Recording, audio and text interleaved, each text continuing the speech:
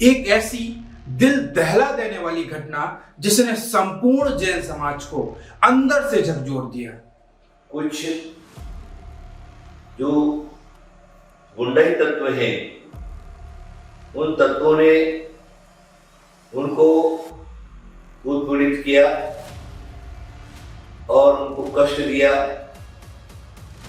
मार भी लिया और क्रूरता से मार करके उनके शरीर के टुकड़े टुकड़े करके यथवा इधर उधर जो क्या दफना दिया, गाड़ दिया।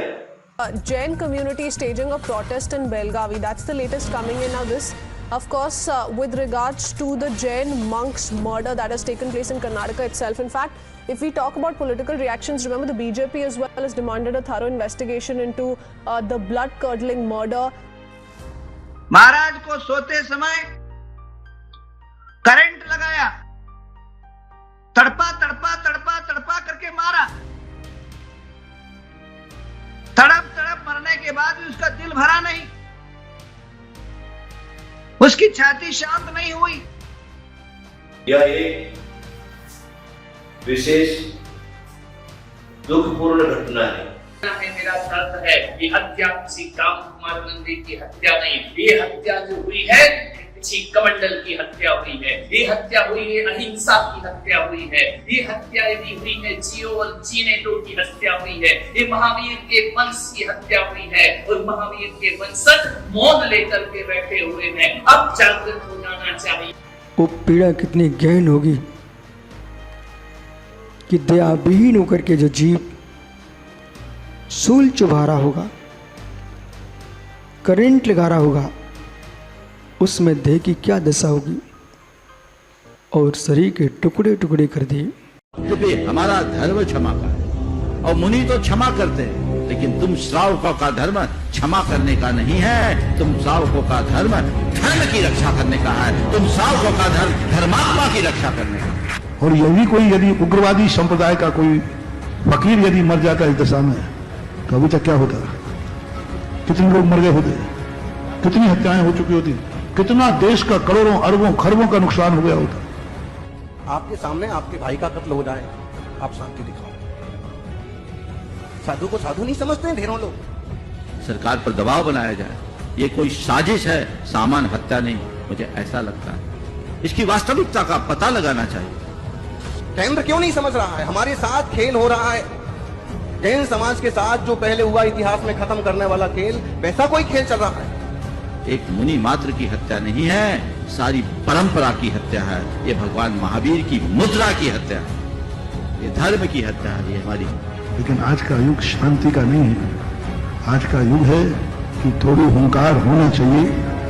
और सड़ी सड़ी घटनाओं पर देश का मीडिया पूरा दिन हल्ला मचाता है और हमारे राजनेता तरह तरह के बयान देते हैं। एक जैन मुनि की इस तरह की निर्मम हत्या पर कोई प्रतिक्रिया भी सामने नहीं। इससे बड़ी लज्जा की बात और क्या होगी। जब मुगलों का बर्बर शासन था तब भी ऐसी कोई घटना प्रकाश में नहीं आई। इतना क्रूरतम कृत्य किसी ने किया होगा। अहिंसक साधु की हत्या कर दी, करंट लगा लगा करके उसको तड़फाया। क्या उसके मन में रहा होगा? द्वेष हो तो कितना हो, इस द्वेष की शिक्षा कहां से मिल रही? क्यों उन लोगों के मन में ऐसा आ गया कि इस कदर साधु को मारा? हुआ क्या है उस बात पर गौर कीजिए। एक पिछी कमंडलधारी साधु के टुकड़े टुकड़े कर दिए गए। इस घटना से न सिर्फ जैन समाज में आक्रोश है, अपितु हिंदू समाज में भी आक्रोश है। समाज की वेदना सारा हिंदुस्तान समझेगा। आज हमारे जैन समाजों का क्या क्या समाज के लिए त्याग है। हमने बचपन से, अगर कर्मकांडी है, भगवान की सेवा करता है, जब तब करता है तो 1000 ब्राह्मणों से श्रेष्ठ है। अगर एक संत हमारा मारा जाता है, एक संत की जघन्य हत्या होती है और हमारे अंतरात्मा में बेदना नहीं होती है, तो समझ लेना हम लोग ज्ञान के नाम पर हम एक कल्पना से रगड़ रहे हैं। जिस समाज में संत सुरक्षित नहीं है वो समाज कभी सुरक्षित नहीं हो सकता है। मुझे गोस्वामी तुलसीदास जी महाराज ने बताया है, साधु संत के तुम रखवाले। ये नहीं बोला कि जैन साधु हो, ये नहीं बोला कि उदासीन साधु हो, ये नहीं बोला कि रामानंदी साधु हो। आज हम लोग ये जो मौन, हम लोग मौन नहीं। मैं सरकार, प्रशासन और समाज को बता दूं, हम लोग मौन नहीं है, हमारा मन में चिंतन है। जब हम उठेंगे ना, तो ये जो आज आप लोग काली पट्टी बांध के आए हो, इसकी जरूरत नहीं पड़ी। और जिस दिन परम पूज्य आचार्य श्री काम कुमार नंदी जी महाराज की निर्मम हत्या के विरोध में 20 जुलाई को संपूर्ण जैन समाज ने समूचे भारत वर्ष में रैलियां निकाली।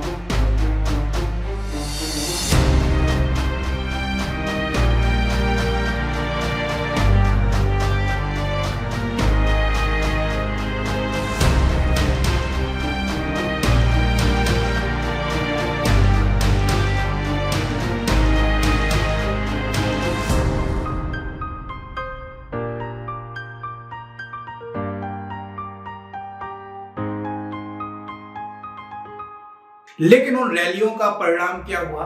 मौन आक्रोश मोर्चों का परिणाम क्या निकला? हमने सम्मेश शिखर के लिए भी रैलियां निकाली, लेकिन जिस प्रकार का परिणाम हमें चाहिए था उस प्रकार का परिणाम नहीं निकला। ये कोई पहली घटना नहीं है। इसके पहले अनूप मंडल जैसे ग्रोह सामने आए थे जो साधुओं को टारगेट करके, जैन साधुओं को टारगेट करके उनका एक्सीडेंट करते थे। क्या आपको लगता है कि अब वो एक्सीडेंट होने बंद हो गए? साधुओं की हत्या होनी बंद हो गई?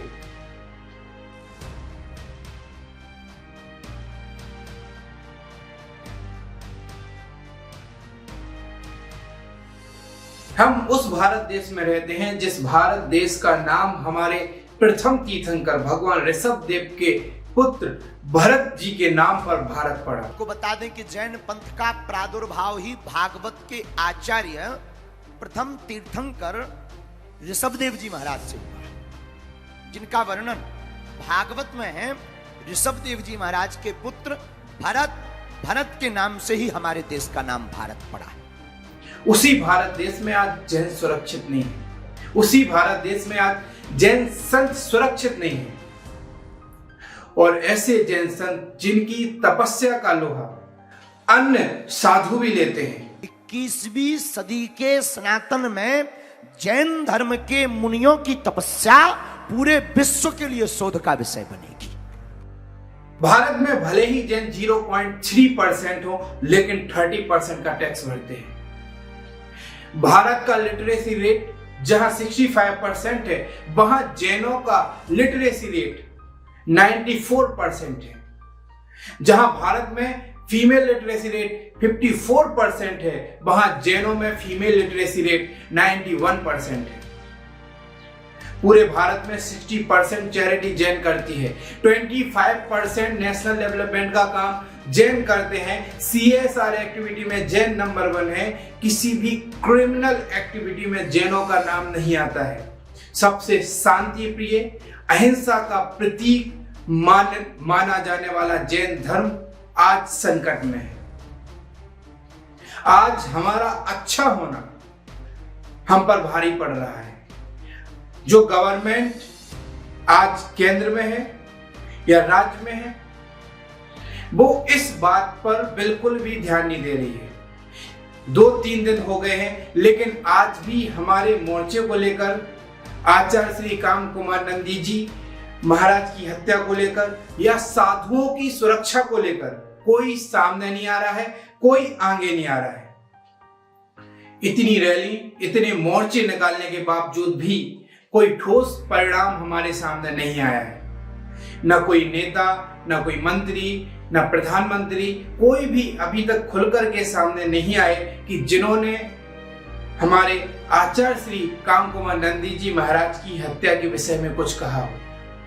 जो हमने धरना प्रदर्शन किया उसका जरा भी इफेक्ट गवर्नमेंट के ऊपर नहीं हुआ है, किसी ने कुछ ठोस कदम नहीं उठाए हैं। तो मेरा संपूर्ण जन समाज से यही निवेदन है कि हमें अभी अपने साधुओं की रक्षा के प्रति स्वयं जागरूक होना पड़ेगा। हमारी चल संपत्ति, हमारी अचल संपत्ति जो है, जो मंदिर की जमीनें हैं ऐसे ही पड़ी हुई हैं, उन पर अभी हमें अपनी बाउंड्री बनानी पड़ेगी, क्योंकि अगर हमने बाउंड्री नहीं बनाई तो उन पर और कोई कब्जा कर लेगा। कई केस ऐसे हुए हैं कि मंदिर की जमीन पड़ी हुई थी सालों से और अन्य लोगों ने उस पर कब्जा कर लिया। कब्जा करने के बाद हम जागते हैं। अभी जो मंदिर से रिलेटेड जमीन है, जगह है, क्षेत्र से रिलेटेड जगह है, उन पर हमें अपनी बाउंड्री बनानी चाहिए ताकि उस पर अन्य कोई कब्जा ना कर सके। अगर हमारे क्षेत्र में साधु हैं, हमारे गांव में साधु हैं, तो उनकी सुरक्षा के प्रति हमें जागरूक रहना चाहिए, क्योंकि गवर्नमेंट की तरफ से कोई रिस्पॉन्स नहीं आ रहा है साधु सुरक्षा को लेकर। एक बात और है कि अभी चुनावी माहौल है और जब कोई भी आपके पास वोट मांगने के लिए आए तो उससे एक क्वेश्चन जरूर पूछना कि आपने हमारे लिए क्या किया है। नेता वोट लेने आए, बोलना भैया जब ये हमारे धर्म पर आँच आई थी, चाहे शिखर जी हो, चाहे गिरनार जी हो, चाहे पालीताना हो, चाहे शत्रुंजय हो, चाहे अपना केसरिया जी हो, चाहे गोमटगिरी इंदौर का हो, चाहे ये घटना मुनिराज की हो, हम लोग ने तब मांग की थी, तब आप सामने। और वो कहेंगे हम तो सत्ता में थे ही नहीं, हम क्या करेंगे। तो बोला आप करोगे तो स्टाम्प पेपर पर लिख के दीजिए, क्योंकि नेताओं के वादों का कोई भरोसा नहीं है। और संपूर्ण जन समाज से यही निवेदन है कि अपने साधु संतों की सुरक्षा के प्रति एवं अचल संपत्ति की सुरक्षा के प्रति जागरूक बने रहें। अगर हम जागरूक नहीं रहेंगे तो अन्य कोई आकर के उस पर कब्जा कर लेगा। जय जय हिंद।